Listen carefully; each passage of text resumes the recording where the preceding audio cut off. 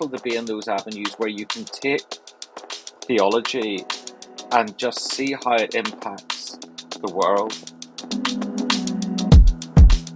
Hello and welcome to Talking Theology, the podcast of Cranmer Hall in Durham. My name is Cindy Brown, and in this episode we have the pleasure of speaking with Andrew Campbell about his recent book, One for the Other, Engaging with Nonviolent Atonement Theology.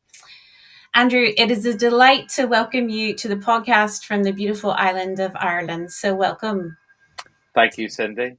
Andrew is rector at St. Swithin's Parish Church in Magherafelt, Northern Ireland. And Andrew, I wonder if, to start us off, if you could tell us a little bit about your day-to-day role and duties and ministry there in Magherafelt. Yeah, Cindy, my duties here are the same as any other parish minister or parish priest.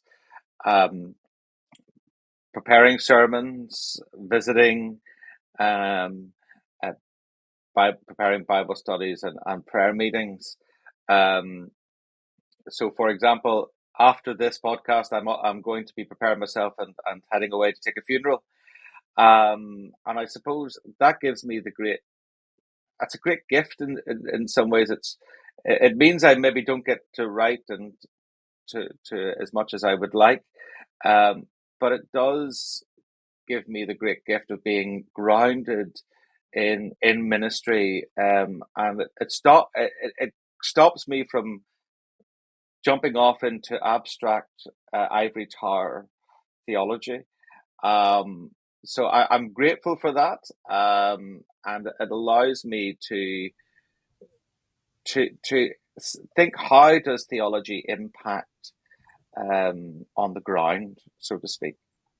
Absolutely. And you have that role in conversation with a couple other roles as well. You're adjunct lecturer at the Church of Ireland Theological Institute in Dublin, and you also are an associate fellow at the Kirby Lang Institute for Public Theology in Cambridge. So what do these roles involve, and how do they interface with your parish ministry?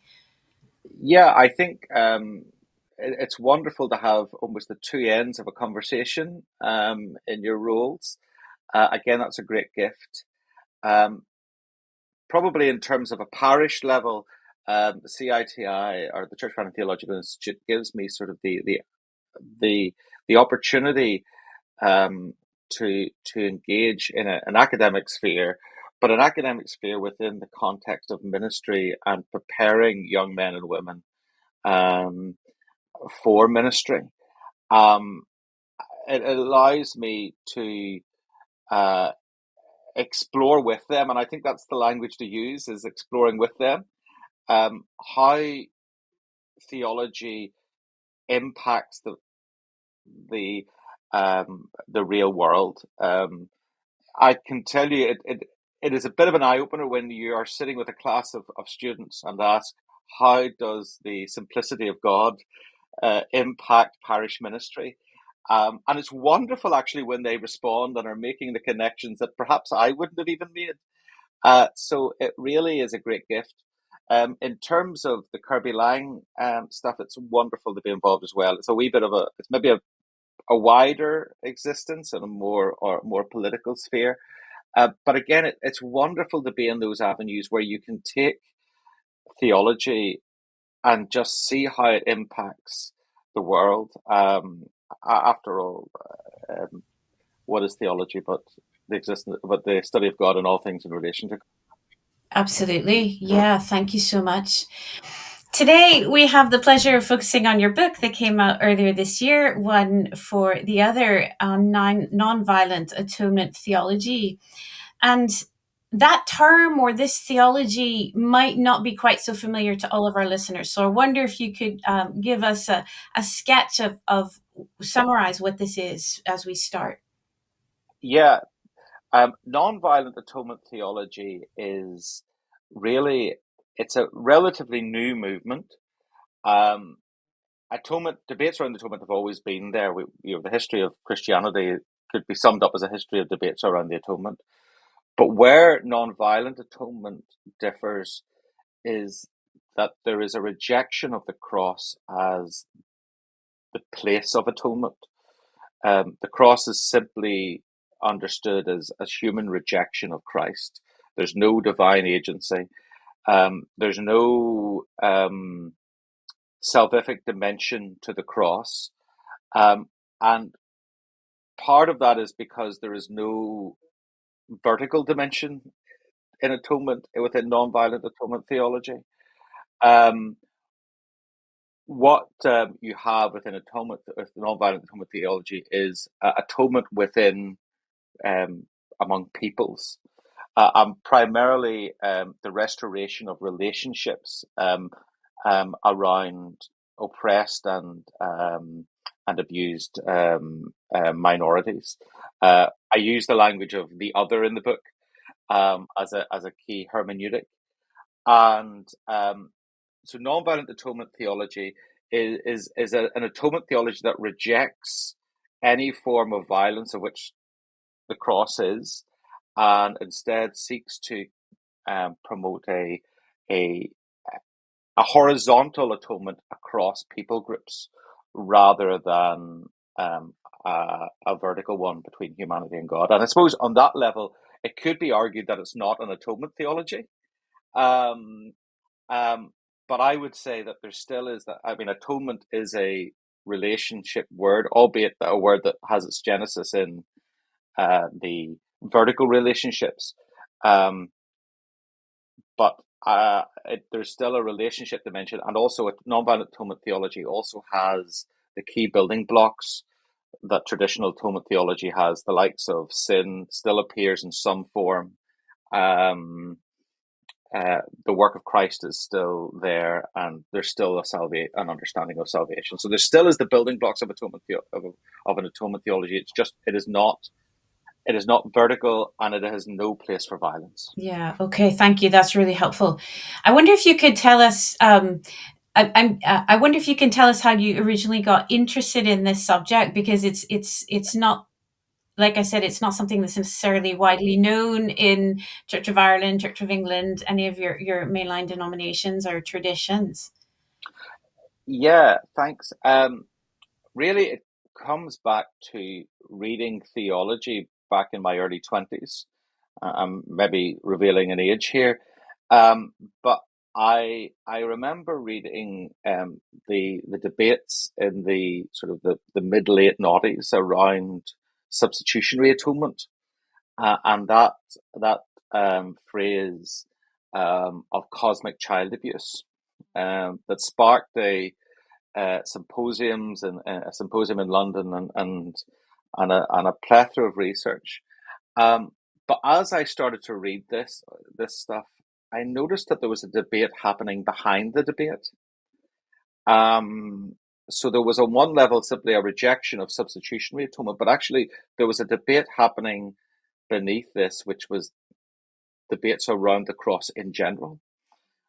And that's where I wanted to look. And that's what I wanted to understand and grapple with, and so that's why I ended up within the nonviolent atonement, because I believe that was actually what was feeding the other debates.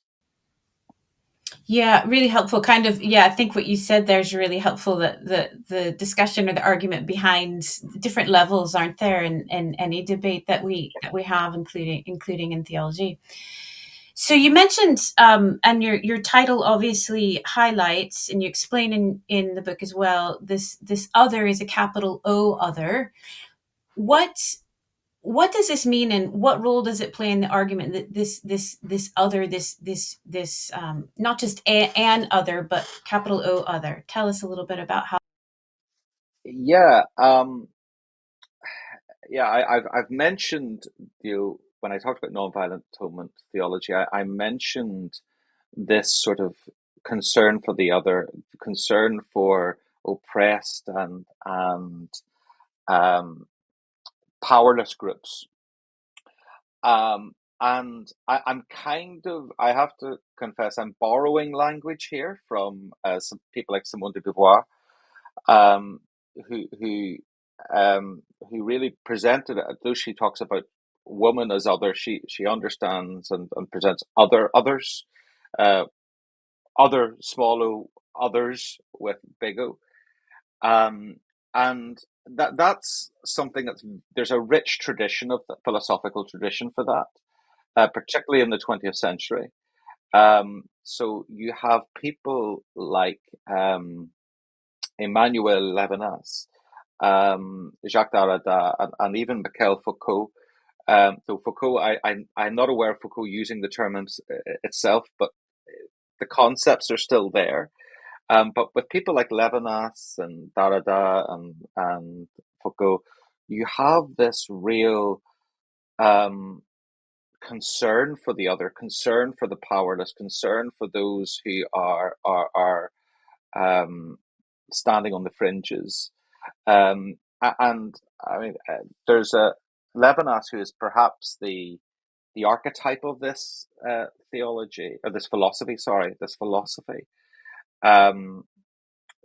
He talks about responsibility for the other. He talks about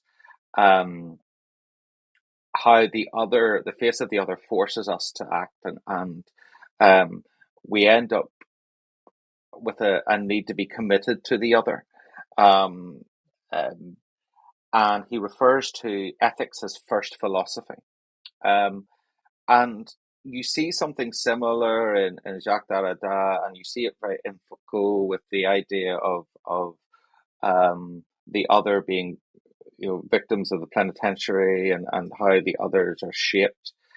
And there's this, what I refer to in the book as a philosophical ecosystem of the other. That really, it's within that system that nonviolent atonement theology flourishes, and it's growing. J. Denny Weaver, who is perhaps the biggest name, or the big thinker in the movement, is he identifies it directly with postmodernity and this postmodern philosophical trend. And others have done the same. Kevin Van Hooser would locate the movement with, Hans Boersma both locate the movement within that sort of ecosystem. And really it ends up driving what I've called a hermeneutic of the other, that they take into theology and take in principally into atonement theology. That's really helpful, that it's showing us the possibility and the fruitfulness that can come from that conversation between different fields with theology, so sociology, philosophy, theology, all together having a conversation, which is really, really helpful. As Christians, what in your thinking, whether that's in terms of your parish ministry or in teaching or research, what do you think we should or could affirm about this focus, these approaches that center on a concern for the other fundamentally? Cindy, yes, Cindy. As you were speaking there, I just happened to pull across a little quote on my desk, and it is Levinas speaking, and he says, "A responsibility that goes beyond what I may or may not have done to the other, or whatever acts I may or may not have done to the other, or whatever." Sorry, what I, or what? Sorry, let me try that again. A responsibility. Let me try that whole thing again, Cindy. Yeah, I think there really is here. I mean, I'm drawn to these words from Levinas, who said that he refers to our responsibility to the other as a responsibility that goes beyond what I may or may not have done to the other, or whatever acts I may or may not have done to the other, or whatever I may or may not have committed, as I've devoted myself to the other before being devoted to myself. Now, those last words, being devoted to the other before I'm devoted to myself, they're quite reminiscent of another Jewish thinker who we follow from 2,000 years ago, to love thy neighbor as thyself. And I think really this sort of ethical center not only needs to be primary in our ministry and our mission within a postmodern world, but also not only is it contextually sensitive, but it's also a biblical mandate. We are called to seek justice. We are called to to love the other and push and fight for justice for the other. So I think really on a very basic level, what maybe these philosophical thinkers are doing are doing something that we should be, as Christians, should have been doing and have been doing for 2,000 years. So I think that's something we can, that concern, that ethical concern for the other that is present within philosophy. And what you see with people like J. Denny Weaver is he has taken this, what he perceives to be abstract philosophy, and has located it very squarely with practice. So he talks about orthodoxy and orthopraxy, and the idea of actually grounding our theology in ethical practice. So I think there's an awful lot we can take from it, and I think there's an awful lot we must be taking from. That's helpful. I'm curious if you can help me understand, in your book, you talk about this. You mentioned it earlier as well. You talk about this shift from the vertical relationship with God to the more horizontal relationship with one another. And can you unpack that shift for us in terms of your argument within the book, in terms of nonviolent atonement theologies? Yeah, I think I've already mentioned that this is one of the key aspects of nonviolent atonement theology, that the relational basis is horizontal, not vertical, and I mean that's quite explicit within the movement. It's you know, sorry, I'm trying to find my scribbled notes. Yeah, I sorry, let me try that again. Yes, I've already said when I sort of that this difference between the horizontal and the yeah, I've already said that this difference between the vertical and the horizontal relationships is a key feature of nonviolent atonement theology. This sort of shift from a vertical relationship with God is now then replaced with horizontal relationships with the with the other, with others. And I think part of that is because of the whole understanding of sin, and how sin is understood. So it's not understood in terms of a relationship with a divine being. It is understood in terms of oppressive practices, um, and that sort of thing. If you like, sin is almost political. It's in how we treat each other. So, for example, Rosemary Radford Ritter says, my understanding of what sin is does not begin with the concept of alienation from God, a concept that strikes me as either meaningless or highly misleading to most people today. I will need to start with the alienation from one another. And once you understand sin in that model,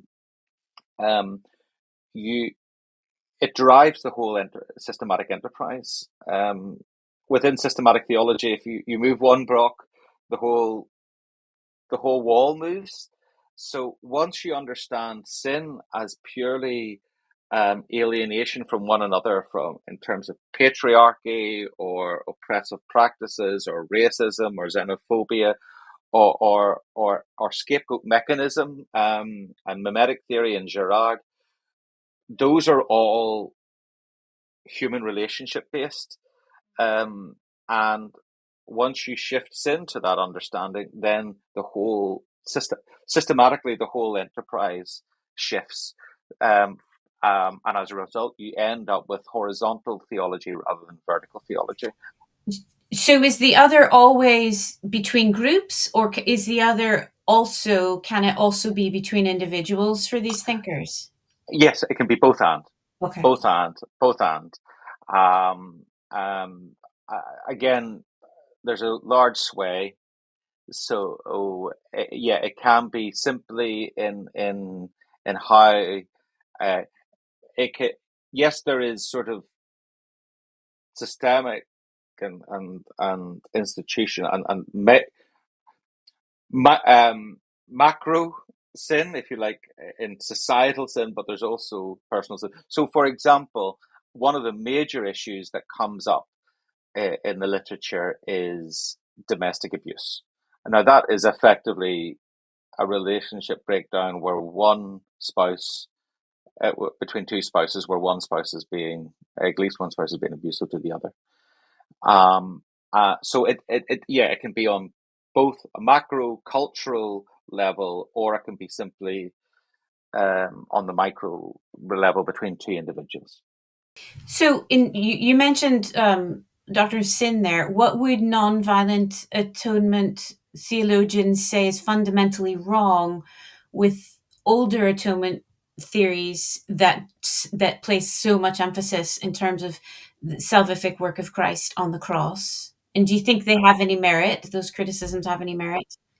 Yeah, I think primarily that once you understand sin as violence, um, and sin also in how we respond to violence. So once you understand sin as either being an active participant, committing violence against another, capital O other, or as a once you understand sin as those, or if you understand sin as being other and being a passive recipient in it, the Uncle Tom kind of idea.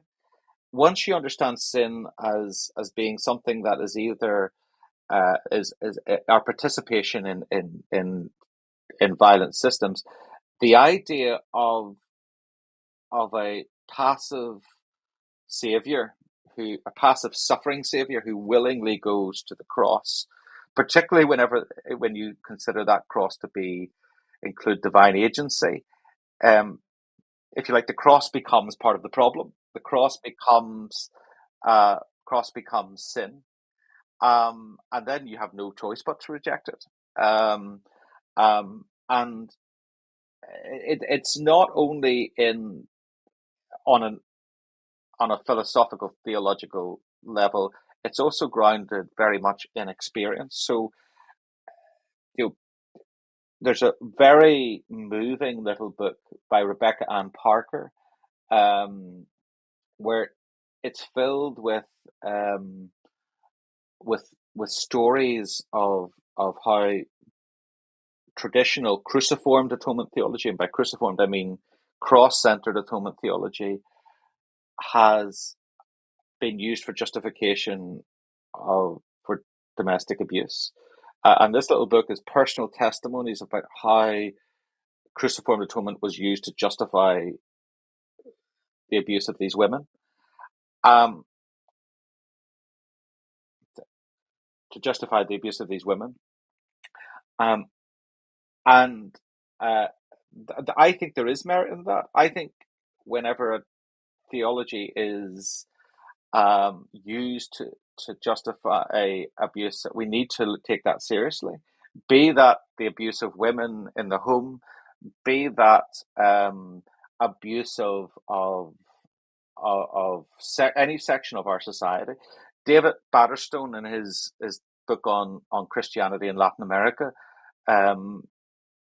talks about uh, how atonement theology was used, where the passive suffering Christ was used as a model to the Native Americans, as a way of keeping them in subjugation. We need to be addressing that. We need to be challenging that. The question is,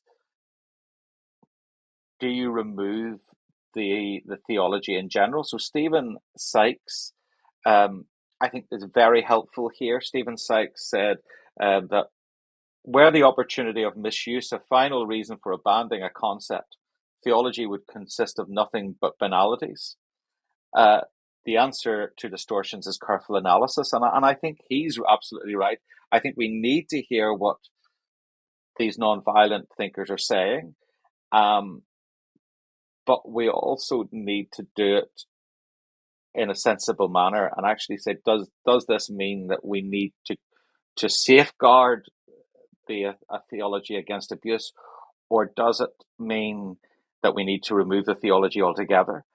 And I think, I mean, what I would say, just as a reply as well, is that model of domestic abuse is a very powerful one.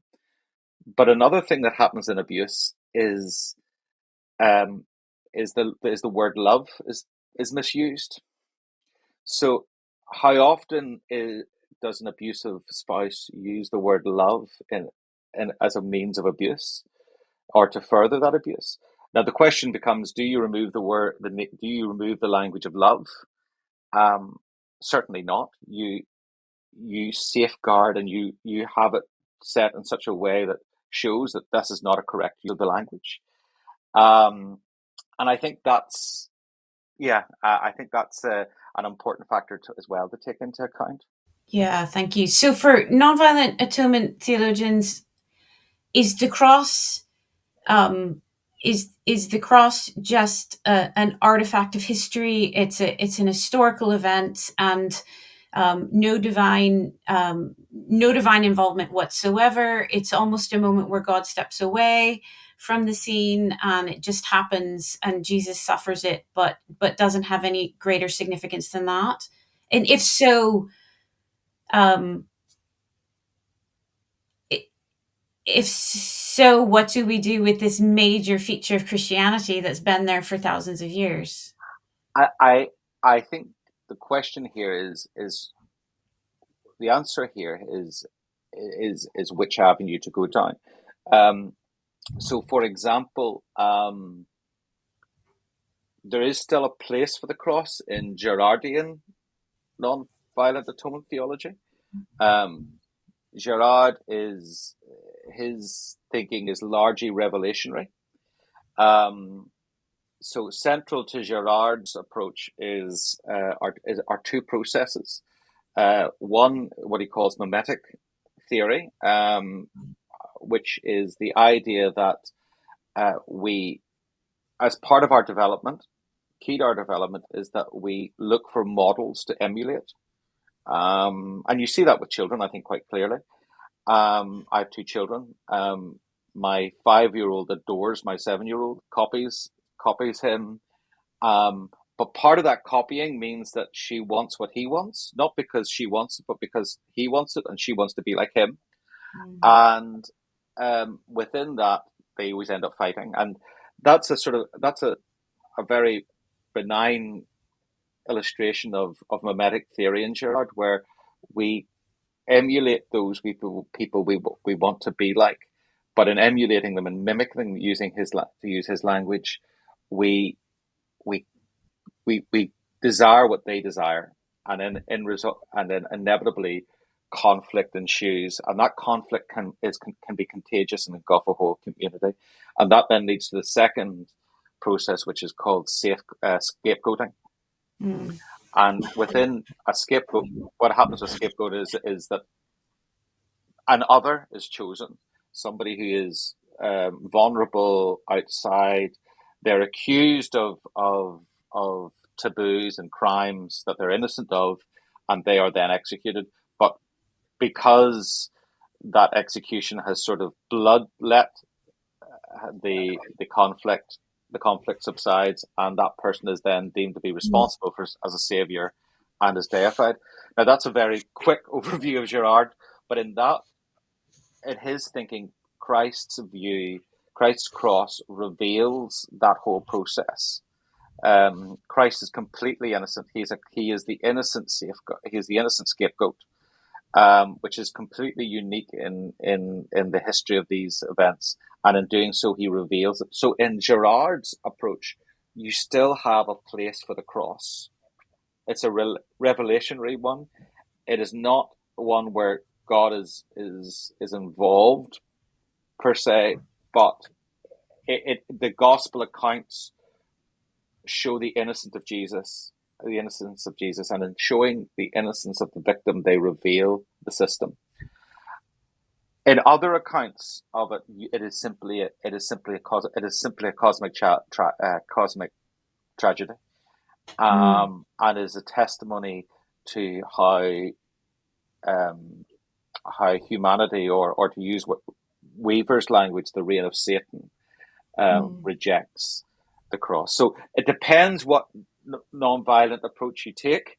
If you take a Girardian one, there still is a place for the cross as a revelation of scapegoat mechanism.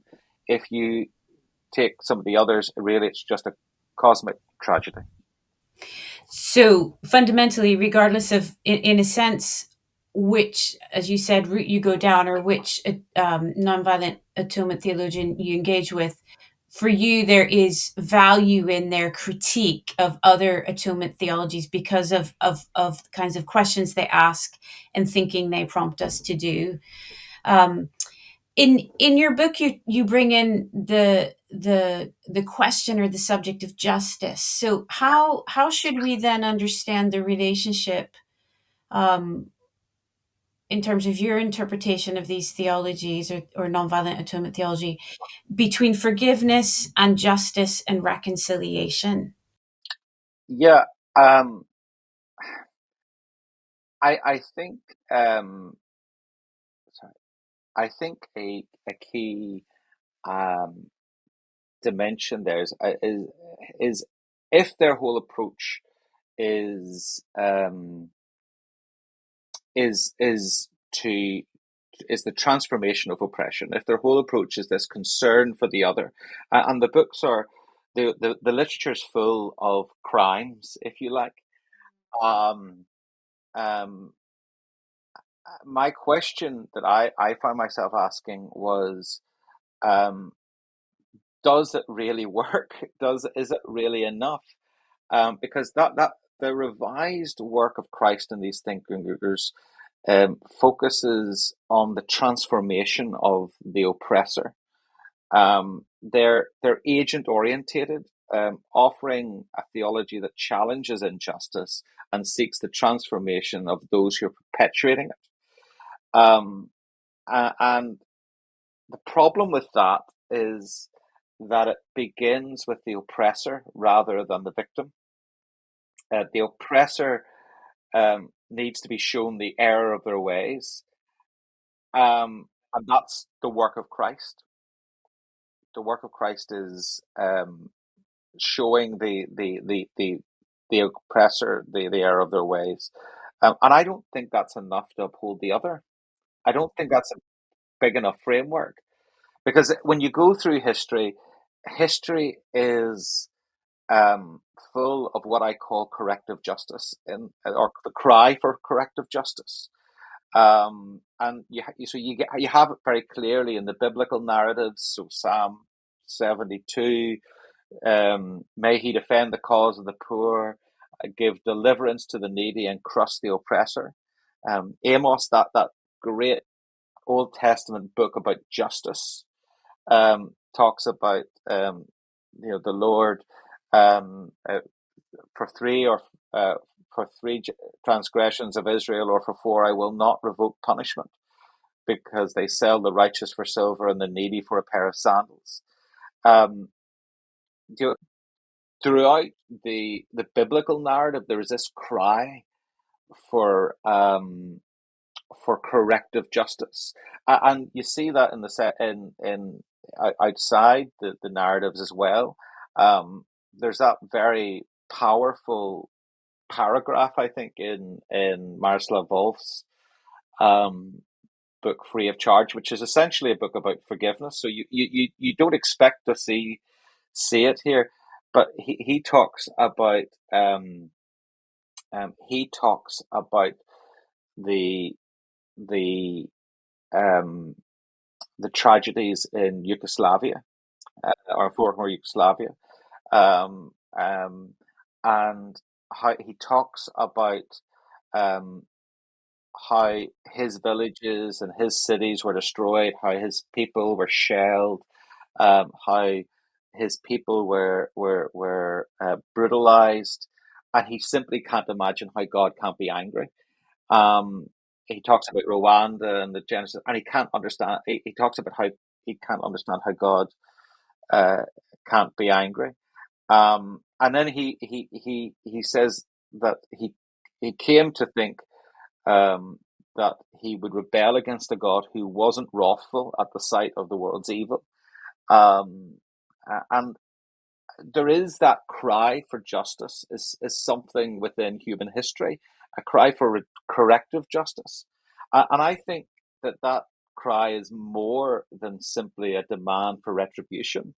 Um, I actually in the book, I think it's in the book. I think it's actually I talk about it as a cry for worth. It's a cry for a statement of human worth. Um, I talked about Emmanuel Levinas earlier, but Levinas has a little memoir where he talks about being a prisoner of war. He is he's a Jewish man wearing a French army officer uniform, and it's the uniform effectively saves him. But he talks about the the um, the dehumanizing treatment that they have, and really um, what you hear here is the idea of wronging somebody is to dehumanize them. I think Levinas is really helpful here because central to our any Christian anthropology is human worth.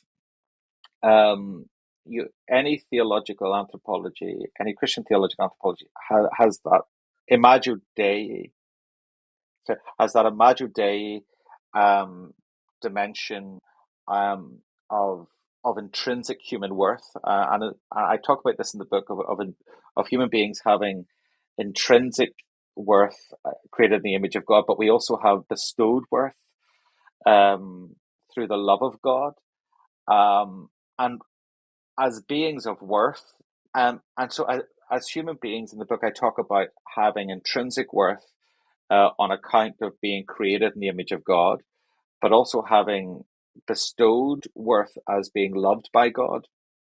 And I think that's key to any real theological anthropology. But the question of worth also impacts how we are treated. And our treatment, if you like, is a statement of our worth or of how of our or sorry of our perceived worth, because we need to be treated in a way that is befitting of our worth. And to fail to act in such a way is to is to devalue or is a statement to that. So Cindy, you have worth as a human being, and therefore I need to treat you in a way that is befitting of that worth. And if I don't do that, I'm denying that worth. And that, in a nutshell, is what wrongdoing is. I've intentionally used the language of wrongdoing in the book.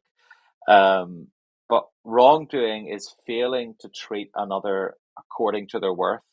Um, in fact, it's a dehumanizing statement of their worth.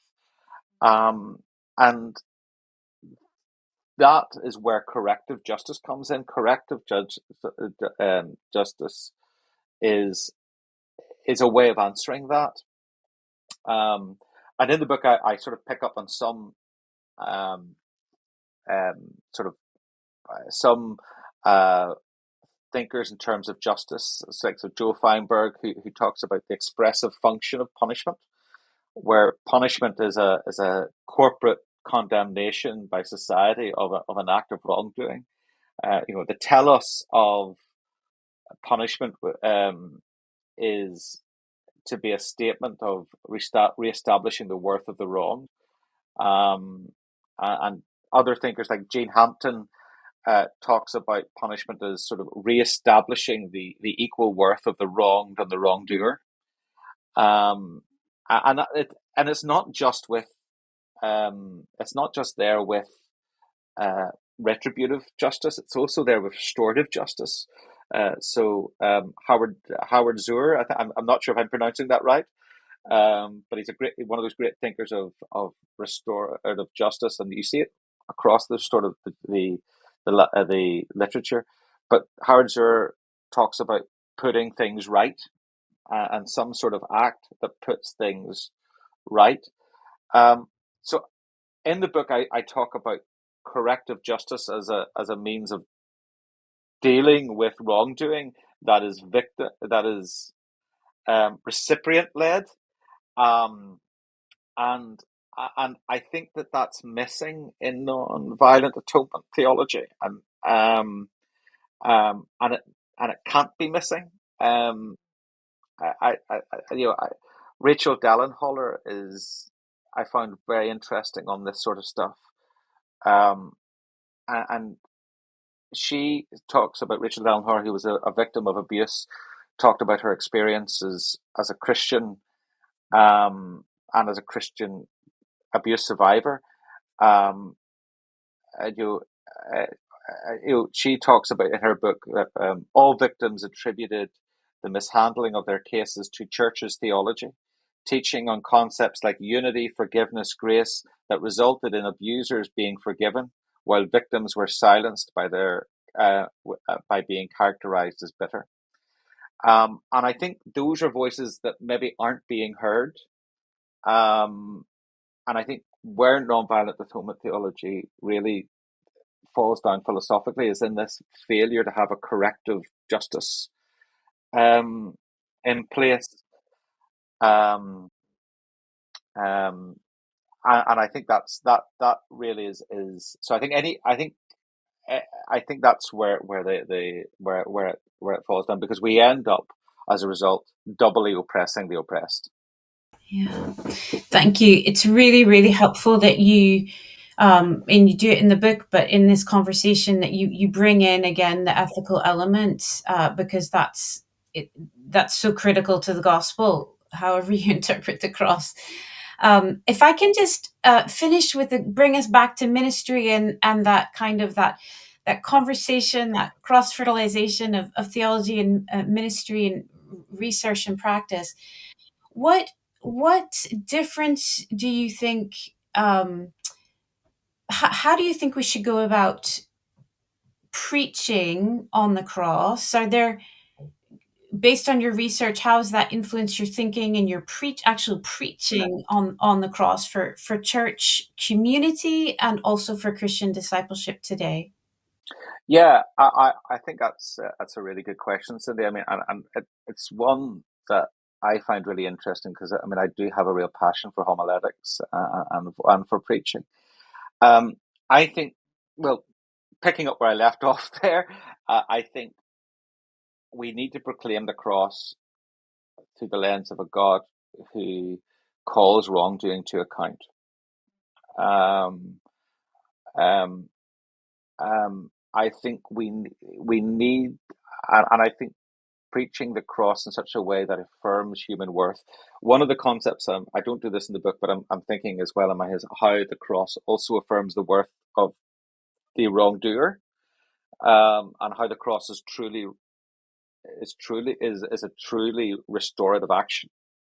And I think we need to bring those sorts of questions into our preaching. So, if you like, from learning what I think is a shortfall in nonviolent atonement theology, I think seeing that God takes ethics seriously and wrongdoing seriously is something that we should be looking at. I also think there's several features that are flagged by nonviolent thinkers that should be impacting our preaching. So, in the book, the final chapter of the book is using P.T. Forsyth as a dialogue partner, and how we can bring him into the debate.